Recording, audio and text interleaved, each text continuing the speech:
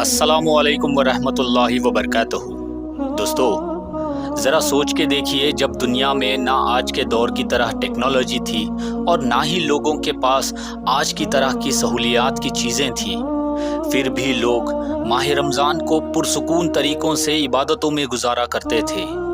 اور دوستو، آج کی اس ویڈیو میں ہم اسی گزرے ہوئے زمانے کی یادوں کو تازہ کرتے ہوئے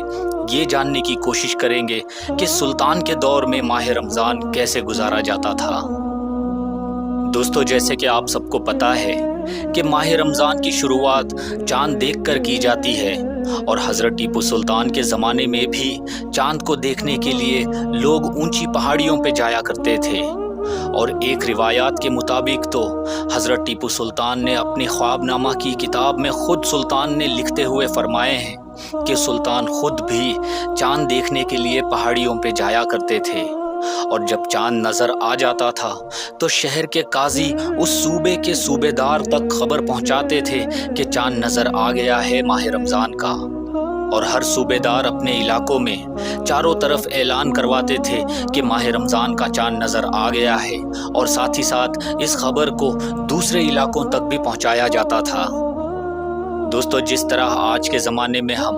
افطار میں طرح طرح کے فروٹس اور کھجور کھاتے ہیں، سلطان کے زمانے میں بھی لوگ زیادہ تر افطار میں کھجوریں اور فروٹس ہی استعمال کرتے تھے۔ اور دوستو، اگر آپ ساؤتھ انڈیا سے ہو، خاص کر کے بنگلور اور میسور کے آس پاس کے علاقوں سے، تو یہاں پہ آپ نے آش ضرور پی ہوگی۔ دوستو، دراصل آش ایک فارسی زبان کا لفظ ہے جس کا میننگ سوپ ہوتا ہے، اور سلطان کے زمانے میں آش کو بڑے پیمانے پہ بنایا جاتا تھا اور لوگوں میں تقسیم بھی کیا جاتا تھا۔ دوستو، آش بنانے کا طریقہ بہت ہی سمپل ہے، کیونکہ اس میں صرف چاول، دال، سبزیاں اور کبھی کبھی قیمہ بھی ڈال کے لیکویڈی فارم میں بنایا جاتا ہے، اور جب روزے دار دن بھر روزہ رکھ کر افطار میں اللہ کا شکر ادا کرتے ہوئے آش کو پیا کرتے ہیں تو ان کے اندر ایک الگ ہی تازگی آ جاتی ہے۔ اور دوستو، آج بھی یہاں ساؤتھ انڈیا میں، جیسے میں نے آپ کو بتایا کہ بنگلور، میسور کے آس پاس کے علاقوں میں آج بھی مسجدوں میں آش بنا کر لوگوں میں تقسیم کیا جاتا ہے۔ اور اگلی بار جب بھی آپ آش پئیں تو یہ یاد ضرور رکھیے کہ ہمارے حضرت ٹیپو سلطان کے زمانے میں بھی لوگ آش کو بنایا کرتے تھے اور پیا کرتے تھے۔ دوستو، جس طرح آج کے دور میں کھانے کے لیے ہوٹلیں موجود ہیں، حضرت ٹیپو سلطان کے زمانے میں سرائے خانے ہوا کرتے تھے، اور ان سرائے خانوں میں مسافروں کے لیے افطار اور سحری کا ایک الگ انتظام ہوا کرتا تھا۔ اور اگر کوئی مسافر یا قافلہ ماہ رمضان میں روزوں کی حالت سے کسی گاؤں یا دیہات والے علاقوں سے گزرا کرتے تھے تو حکومت کی طرف سے ان مسافر اور ان کے قافلے کو افطار اور سحری کا انتظام کیا جاتا تھا۔ دوستو، سلطان کے زمانے میں رمضان میں فروٹس کلائمیٹ اور سیزن کے مطابق آیا کرتے تھے، جیسے کہ گرمیوں کے سیزن میں زیادہ تر تربوز، کلنگڑ اور آم وغیرہ آیا کرتے تھے، مگر جو بھی فروٹس اس زمانے میں اویلیبل ہوتے تھے وہ آج کے فروٹس سے ہزاروں گنا زیادہ ٹیسٹی اور ہیلتھی ہوا کرتے تھے،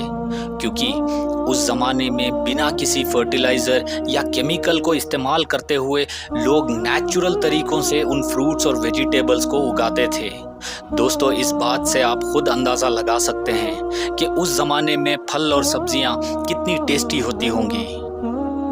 دوستو، اس زمانے میں ماہ رمضان کے دوران مزدوروں سے زیادہ محنت نہیں کروائی جاتی تھی، اور اگر ضروری نہ ہو تو کوئی بھی فوج کی کارروائی بھی نہیں کی جاتی تھی۔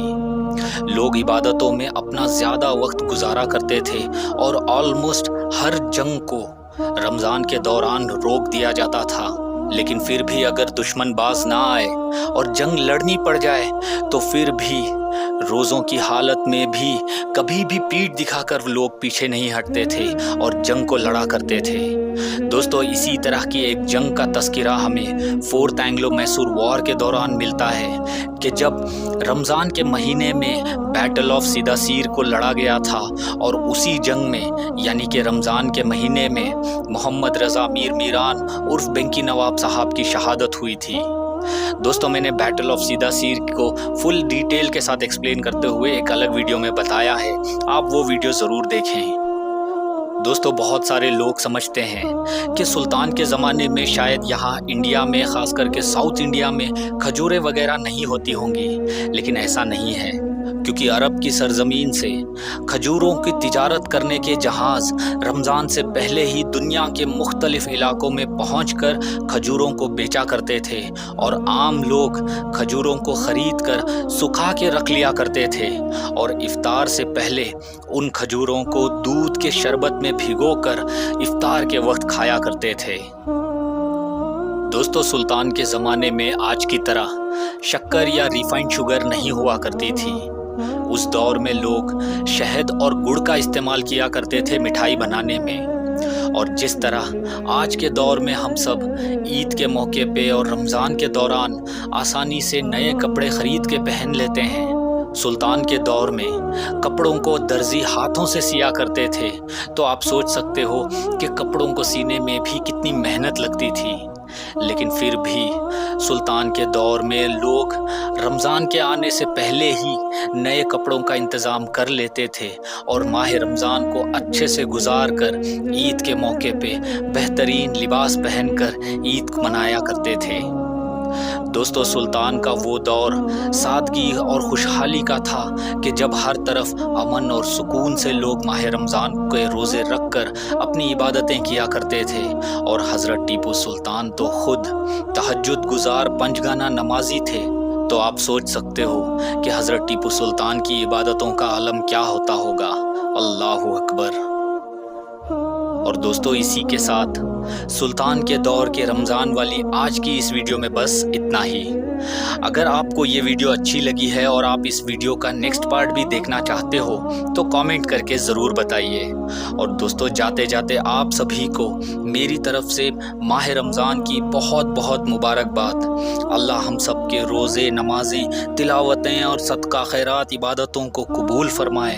اور حضور پاک آقا دو جہاں احمد مصطفیٰ محمد مصطفیٰ صلی اللہ علیہ وسلم کے صدقہ طفیل میں صراط المستقیم پہ چلنے اور قائم رہنے کی طاقت عطا فرمائے،